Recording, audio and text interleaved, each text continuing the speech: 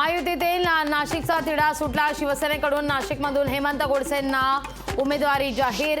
नाशिकमध्ये हेमंत गोडसे विरोधात राजाभाऊ वाजे होणार लढत। शिवसेनेकडून ठाण्यातून नरेश मस्के तर कल्याण डोंबिवलीतून श्रीकांत शिंदेंना उमेदवारी जाहीर। आता नाशिक या ठिकाणावरून देखील उमेदवारी जाहीर। पालघरमधून आता कोणाला उमेदवारी जाहीर होणार याकडे लक्ष। लोकसभा जागा वाटपामध्ये एकनाथ शिंदेंचा वर्चस्व। शिवसेना 13 खासदारांसोबत असताना 14 जागा लढणार।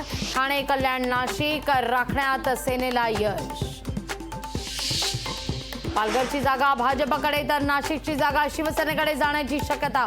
भाजपा प्रदेशाध्यक्ष चंद्रशेखर बावनकुळे यांनी दिले होते संकेत आणि त्यानुसार नाशिकच्या जागेवर गोडसेंना उमेदवारी जाहीर। मोदी अमित शहा हे शिवरायांचे मावळे, त्यांनी महाराष्ट्र वाचवला, अन्यथा औरंग यांचं स्मारक उद्धव ठाकरेंनी बांधलं असतं। नितेश राणेंची उद्धव ठाकरे आणि संजय राऊतांवर जहरी टीका।